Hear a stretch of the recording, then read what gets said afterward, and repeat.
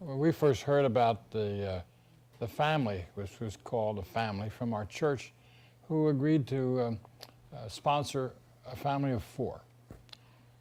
I was not on the committee, but eventually the family came to me, or the church came to me and said, may we borrow a station wagon? We want to go to the airport to pick up a family, and since the family is larger than 4, we need a station wagon.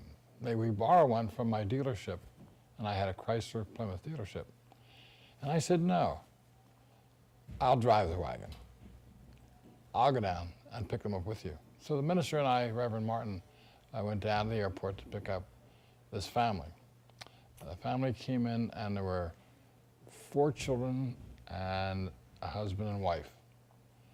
The husband sat up front with me. And we became friendly because we started talking about deer, which I think in Vietnamese is called nai. This was something in common between the two of us, that someday we would go hunting nai. We ended up taking them to their home, and the next day I was to receive them at my dealership to see if one of the boys wanted to work, to provide some job. Mr. Dong came. In the meantime, the women of the church were preparing to do things for Mrs. Dong. And they would go out and fill their pantry with food, and they went to the big supermarket and bought soaps and things like that, but they also bought a lot of canned goods, thinking they'd have them in for the winter and they'd have food. So what happened was they took them back to the house and they put them on the shelves and everything, and when the dongs came, they weren't eating them, and the women wondered why. I mean, the same cans were on the shelves. So they found out later they didn't eat canned goods. They ate only fresh food, something we didn't know. And they ate lots of rice. They bought bags by the 100 pounds, which amazed us, and put them down their basement. And so they had rice all the time. But I'll never forget, every time we went in that house, it had a wonderful odor. And the rice was cooking. It was always flavored with something else, chicken or whatever they cooked it with. And it always smelled so good. So better than I had ever smelled rice cooking before. So the next day I picked up Mr. Dong and took him to the dealership and offered a tank and then the boys a chance to wash cars. Mr. Dong told me, I wash cars too. And I said, no. He said, I'm not a big shot anymore. He said, I start at the bottom and I work up. And that was his theory from the beginning, that he was going to start at the bottom and work up. And believe me, he started at the bottom and worked up. Because I put him in the back. I put him in the back with the black people washing cars. I mean, that was the one talent that he knew. A funny story was that while he was washing cars, Chrysler Corporation was going to have a big meeting of all their dealers. And I said to my son who worked with me, I'm going to take Mr. Dong to the meeting. He said, what for, Dad? I said, I'll show you. So he went back and said, get best new dress clothes, we'll take you to the meeting. We took him to the meeting, and I introduced him as a distribution manager for Mitsubishi, who we were just going, Chrysler was involved with. Well, they believed me. And I said to Mr. Dong, you don't know any English for this part here. All you do is say, thank you very much. So we went in the dark. People said, who was with you? I said, the distribution manager for Mitsubishi. Well, they went crazy because this is a big shot from Japan. They didn't know the difference. When the lights came on, the regional manager introduced Mr. Dong as the distribution manager for Mitsubishi. Well, all the dealers wanted to get next to him because that meant they could get cars if they got friendly with this guy. And they would say, oh, and I said his name was Mr. Dongata. Sounded more Japanese than Mr. Dong. And they said, Mr. Dongata, beautiful cars. Oh, thank you very much. How do you do this? Oh, thank you very much. Like he didn't know any English at all. It pulled off a practical joke that some of the people don't know even today. But Mr. Dong was willing to do anything for us. He left that job to get another job with the community college in security. And when we applied, it was a day late, but they agreed to talk to the man anyway. And when the head of the personnel came in and said, bring Mr. Dong in with you, he introduced himself as the husband of a girl I taught in Sunday school in another church. Needless to say, he got the job. I saw God open that door. The family needed transportation, so I gave them a rather old car. so he could drive. He needed a license. So I stopped to pick him up at his home to take him down. I said, have you studied for the exam? Oh, yes, I studied very hard. Where's your book? I wouldn't get it. When he came out, he had it from Fort Chaffee, Arkansas. Different state, different rules in Pennsylvania. So on the way to get the test, we told him different things to do. And I said, there are stop signs inside here that you'll see one stop sign, you stop. You see the second stop sign, you have to stop that, even though it's very close. 2 stop signs, you stop. All right? Fine. He went in, passed the stop sign, stop. Second stop sign, no problem. Passed the test. We come out. He said, can I drive home? I said, certainly. We come out right outside the state police barracks. There's a stop sign. Right through it. What did you do that for? No 2 stop signs. He thought there had to be 2 stop signs to stop. Different culture, different place. He got the job as security with a college and worked that. He was working jobs day and night, actually. We decided the church was going to move him out of the house that they had rented after 1 year, because that's all the agreement they had, lease agreement, was for 1 year. They decided to move him into West Philadelphia, was it? Well, they were thinking about it because that's where other churches were putting Vietnamese people. And Frank thought to himself, this was not going to work. Because they were used to the suburbs and in a nice community, and to move them backwards just wouldn't be right. So we just thought we had to find a house right around the same neighborhood that they could move from one to the other, which we were very fortunate to do because a member of a church had a home and she was wanting to sell it. And she said, I'll tell you, I'll rent it to the church and I can go ahead and get the home I want, and that'll be a home for the dogs. And that was the first home. That's the first home. Then the second home we talked about, I found a home that was about $35,000 I thought we could afford. Mr. Zong said, we see a house from Median Line Road. I said, no, that's 40-some thousand. You can't do that. Oh, we pray. No, that's not going to work. We pray. What about a house on Median Line Road 2 days later? Impossible. Oh, we pray. 3rd, 4th time, we pray. Well, to make a long story short, we bought that house. And the way we bought the house was I went to the church at one of their sessions, got up in the pulpit and said, I'd like you folks to give freely and generously to the church for the dogs. You give to the church, it's a tax deduction. And I said, the Dongs will make a promise to give you the money back that you put in 10 years. No interest. And the church population bought it. And they contributed heavily. And they did well. I mean, they wanted to help the family, there's no question about it. They lived in this house for some time, but the boys were having to live in the basement, in the cellar.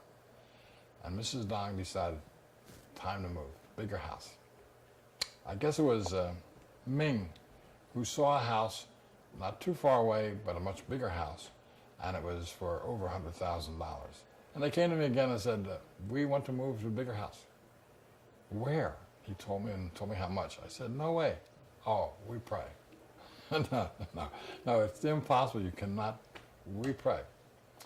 So they called one night and said, we want to talk about Median Line, about the new house. So they came over to the house, our house, went down the basement, and I was going to prove to them that they could not buy the house. And 30 minutes later, we came up and they had proven to me they could. They all decided they were going to pledge 2 years of their life and 2 years of income to purchase the house. Back to the church congregation again. And some of these people had bought a house worth $20,000 or $30,000 and not realized that inflation had come along and raised the value of their home. So we had to tell them a story of success, that now there was going to be more than 2 or 3 incomes. There were going to be like 7 incomes. Mr. Dong was working 2 jobs, and that the rest of the family were going to pledge to pay for this church. Again, the church went along with it and allowed them to take the mortgage from the one house to put in the second house.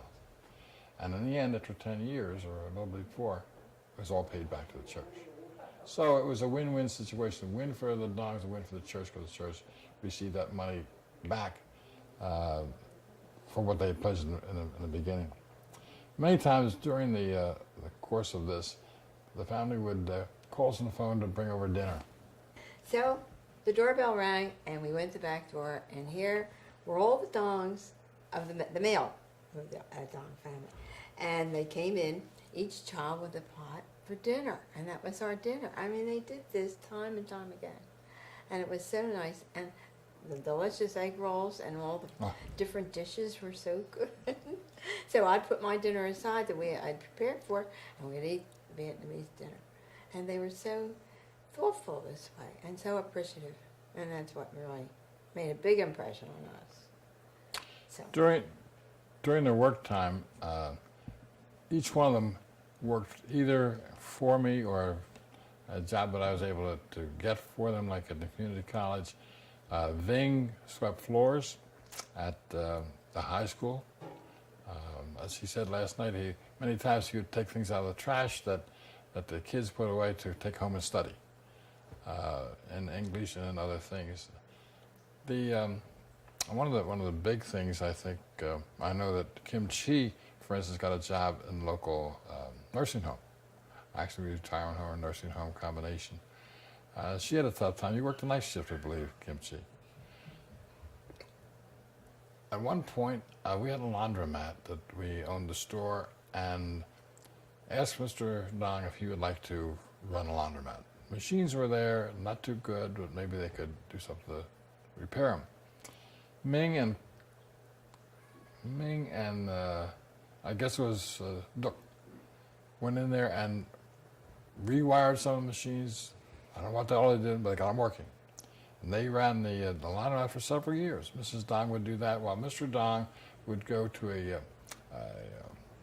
superior, what was it?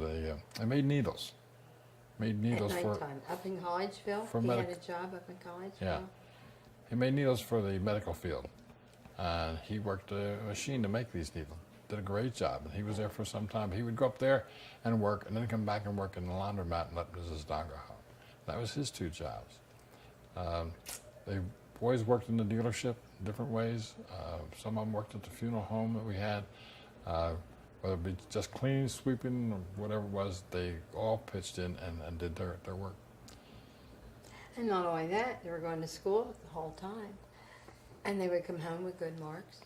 And everybody at the school loved them. And the teachers said they were very cooperative. So, I mean, what more could you ask? I They mean, showed were it. just Yeah, they beautiful showed us. family. They showed us a work ethic. Yeah, They sure showed us a did. work ethic that they had an opportunity. They had an opportunity because they came to America, and they took advantage of the opportunity, and made something out of it. I mean, they took a lemon and made lemonade out of it. They weren't afraid to work. They didn't care what kind of work it was. They were going to do that work. They were going to stay there. They were going to progress. They were going to pull themselves up by their bootstraps. You look today at each one of them, how successful each one is. That's a story that should be told time and time again. Talk about the land of opportunity. It's here. Modern day opportunity when people come over. These people, majority of them didn't know how to speak English, didn't know anything about it, and yet have been very successful. Some still stay in the United States, some back to Vietnam, some in Tokyo, Brazil, wherever it might be. And they've been a success because they had the desire, the determination, the devotion, the dedication, I call it the D's, And the faith. and faith. I just think it was so wonderful. I mean, after he found out what they had gone through, and to think that they still had their mind with them, to think straight, really, when you think about it. And we here in America just don't understand anybody being treated like that. And it was quite a awakening to us. I mean, you read about it in the paper, And their but faith you know, in you God, think it's, they and their both- faith in God was so strong. I mean, their belief that they were going to do it, and they did it because they were ambitious and they wanted to do it. And I think they themselves were smart enough to know they had an opportunity here, and they took advantage of it and ran with it. And that's what everybody needs to do in a country, and to get ahead.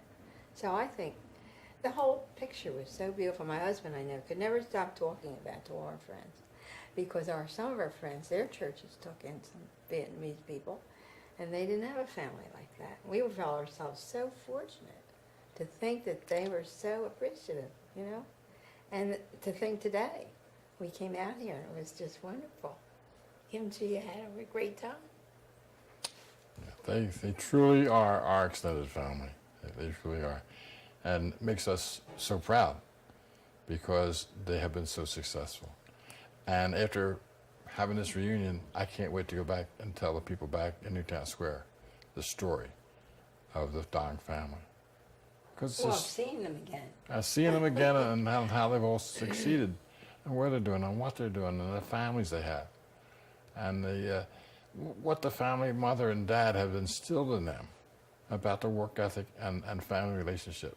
I mean, it shows. You can see it here. They've taught us a lot.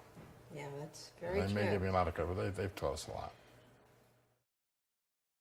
Some of the pictures here show the house that they first went to, the second house, the third house, the church they went to, the laundromat they had, that they operated, the school that they went to, the school at the Ving swept floors. Imagine there's a guy who swept the floors. And where is he now? Representing the World Bank. You talk about success. And look at the little girl that came over. And that what's she doing now? A successful doctor in California. She can tell a story of her own. Each one of them have a story to tell. The story of what they went through, how they succeeded, what they are now. I mean, it's great. So this would be a great mini-series for television. Would last a long time. And in English it would be, the Dongs really rang the bell.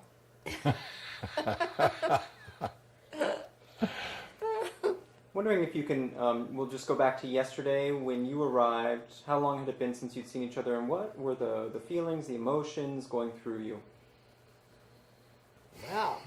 I mean, I didn't think it was even going to hit me like it did, but it did, right? How long has it been? And as far as time, well, Duke was over, wasn't he, in 98, he said? I think so. That was about 8 years ago, or 6 years ago. But before that, I have one on here, but I don't want to use it. But just to look at them yesterday, and they were all such a success, and they were all so happy, and they have Kimchi has this gorgeous home. Makes you feel so good, you know, that they're here and enjoying life like they should, and they can pass it on to their children. I know when I walked in, they all came and hugged me. You know, these are grown men. Right. Hugging me, and the reception was just so warm. I know I got emotional about the thing. It's hard to explain that when you came here and expected to see him, boy, it's going to be fun.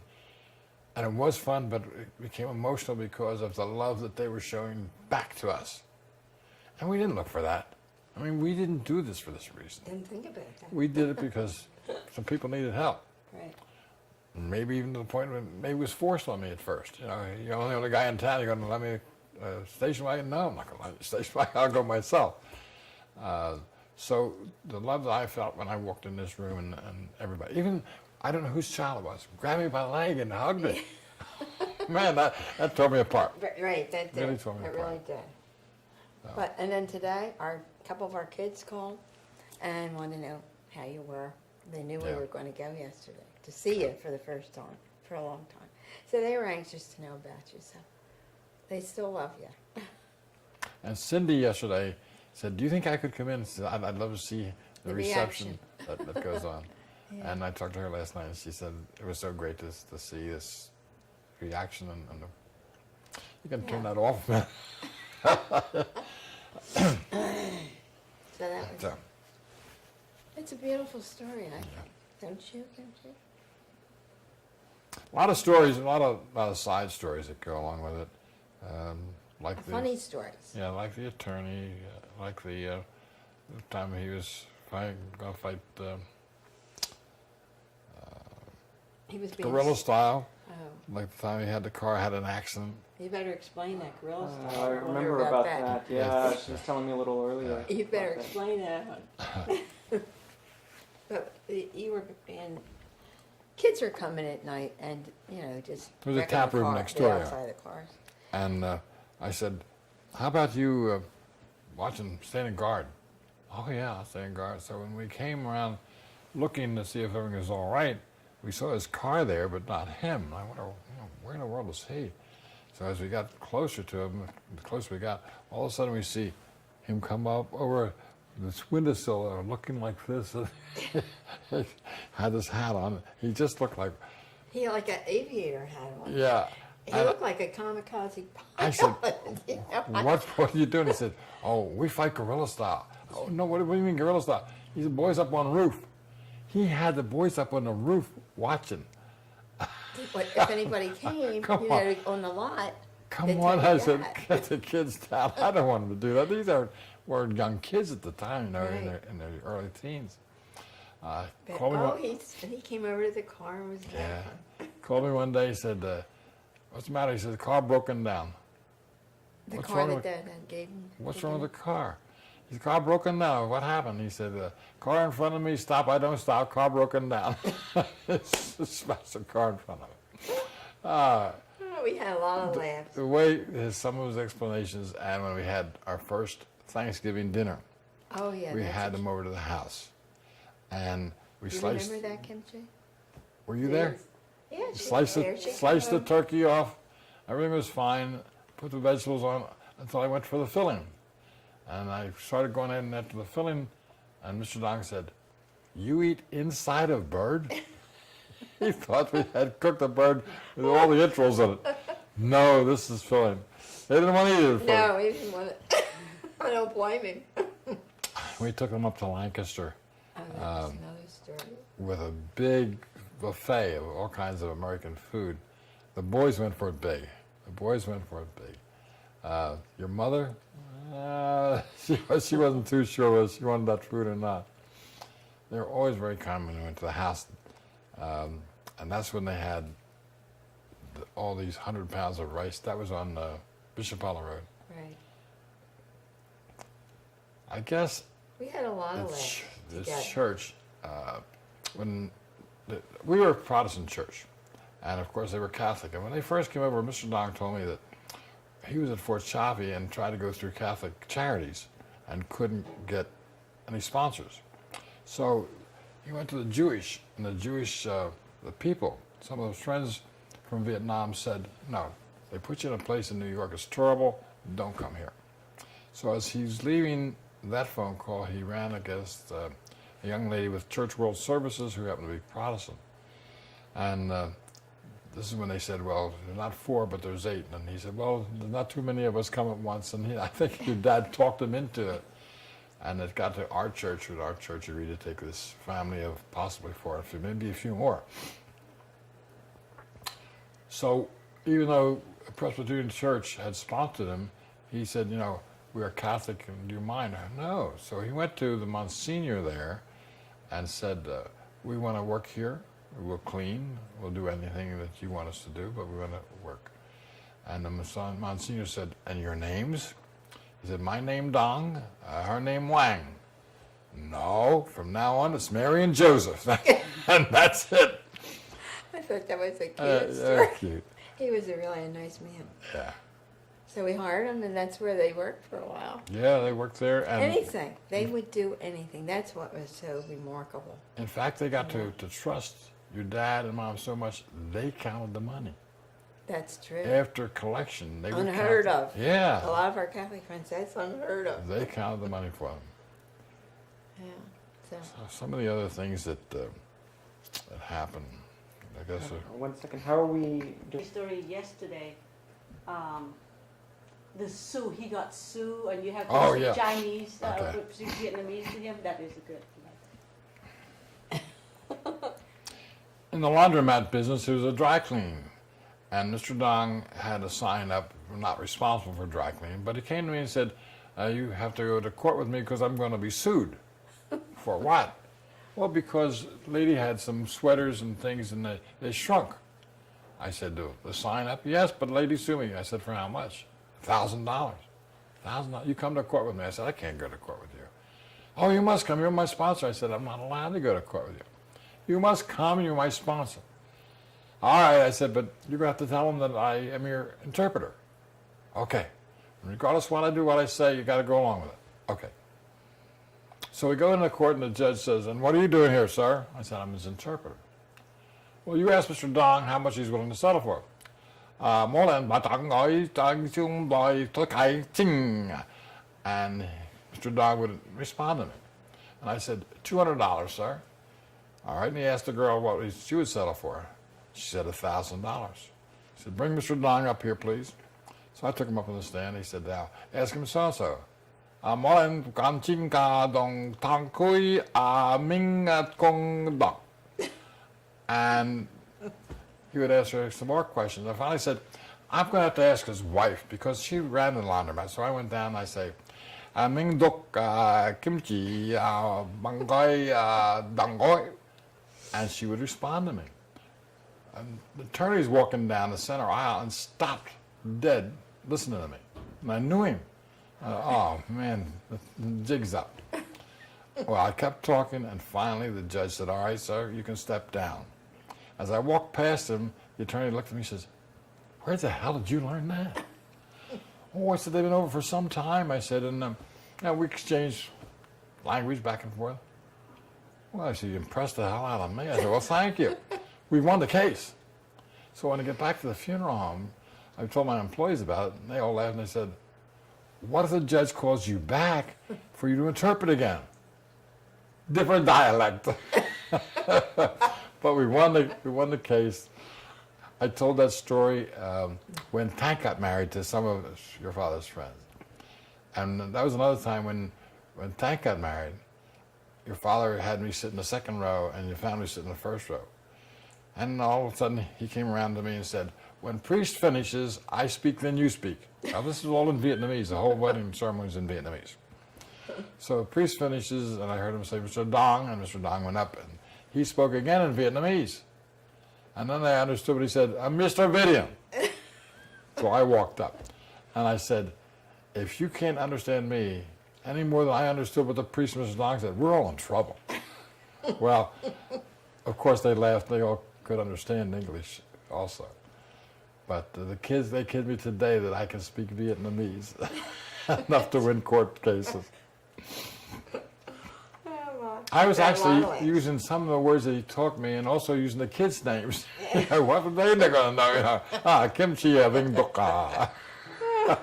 He didn't know. The judge didn't know, fortunately. That was guts, wasn't it? I saw the judge about, maybe 2 years later in a restaurant. And I thought, and he introduced me to his two secretaries. I thought, he's going to say, hey, this man knows how to talk. Didn't say a word. The attorney turned out to marry the daughter of a friend of ours, and he never asked me after that either. I mean, it was just one of those things that they accept the fact that I could speak Vietnamese. They never asked you to do it in their No, presence, did no. they? So we've had fun, and we've had laughs, and we've told stories. I know my granddaughters love to hear some of the stories, not only of the Dong family, but others. And one of the stories they like to hear, and they put on camera, was one I just told about the attorney. Can you imagine a time pre your encounter with the Dong family? Your lives would have been, you would have gone along, you never would have known about a different culture. I'm wondering if you can speak a little bit to how it enriched you personally. Well, let's see, I would say, well, it did. You just felt so much better for it. You felt like you had done something. I think anytime you do anything like that, it just puts you up on another level. You feel a little bit better, a lot better, you know. And just the idea that you could tell people about the situation. Because I think it helps everybody in the world if you build up people, different nationalities, in different countries. I think It helps them understand each other, you know. I know in my case, we had a son who was a Navy pilot in Vietnam and helicopter pilot. We'd wake up in the morning hearing how many helicopters were shot down and wonder whether it was our son. I had a feeling that we were doing something to help even him. He's over there trying to help the Vietnamese, and here's a chance for us to help also. Different way, but a chance for us to help. We saw the war through his eyes a little differently, because 3 weeks after he shot a camera, and he had a 35 millimeter mounted on his helicopter, and he would take pictures, and you could hear the guns behind. You could hear all. We saw the war. We saw it 3 weeks later through his eyes, and I think that meant a lot to help this family. Oh, definitely. That we were doing something to help him who was there to help them. And he was a hawk. He went into college and called us on the phone and said, I'm going to quit college. And I went down to see him and I said, why? He said, I should be over there and fighting. My friends are. And if you couldn't afford to send me to college, I'd be there. I said, well, why didn't you go with braid? You're going to get shot at with braid on. He said, I could go as a warrant officer in the Army. I said, you're in the Navy Reserves, get some gold, get some soul. So he stayed in. They turned him down and said, you can't go because he hurt his knee in football when he was playing in college. We come to find out that the doctor didn't turn him down. The nurse thought he was wanting a note to get out of it. So only through a friend of my wife's, who married a fellow who happened to be a captain in the Navy, who was the head of the Commandant of the 4th Naval District, which is where we are in Philadelphia. He got Dave back to the Navy hospital to be re-examined and put through. That's how bad he wanted to go in Vietnam. While he was there, he had 507 combat missions. I said, how can you have that many? I said it wasn't really a big deal. As we would fly over different towns, and they shot at us, that was a mission. So he said, we may fly over 3 towns on the way back and say, well, shoot that shit. What's the difference? And we could hear those guns. And he had one of the most missions of Navy pilots that there were. Well, and not only that, what was I going to say? His wife was living with us. Yeah, Lynn was living with us with Carrie, and They just had a baby. yeah, they just had this baby, and it just was. I lost my train of thought. Can you turn that on? Turn off. What was it? Gonna Lost your train. Yeah, I lost my train. I thought of something when you were Well, saying. we saw the war through Check Dave's on eyes. the time. Just wondering, for future generations, is there a legacy now, or is there kind of a hybrid experience that the Dongs can now offer to their children and their grandchildren, which is not just Vietnamese and not just American, but it's like American and Vietnamese? It's like this sort of a new creation of sorts. I'm just curious. I think it goes both ways because we had a granddaughter, who was just married and went to Vietnam, and Duke welcomed her in, just treated them like they were the king and queen coming to see him, so that our granddaughter has a different feeling now. Yeah, she knew them through our eyes, Or a but now better she sees them feeling. through them, through their own eyes. She knows more. And I think the same thing possibly will happen the other way with some of the kids that are here now. That the Americans are like we are. That they helped our family, we helped their family. There's been an exchange between the two of them. We're all one big family. I think that helps a whole lot. Plus the fact we never had that experience Right. before That's of right. having a foreign family, and it was something new. It was wonderful Right. because you didn't have to go over there. They were here, and you got to know them, and they were your friends. It was a great blend. I always call it a blend. We Yeah, blended it together was. very well. Even though it was a different culture, even though it was a different language, the blend was great. We accepted them, they accepted us, and as I say, their work ethic and their faith brought them through. Right, and it really made an impression on us. And we loved them dearly. They were just so nice. Wonderful, wonderful family. You Yeah. Well, consider there's evidence when Kim Chi said, "Can you come?" I said, "We're gone. We're gone. That's it." Yeah. Our granddaughter, who lives out here, said, "Well, it took the Dong family to get you to come out and see me.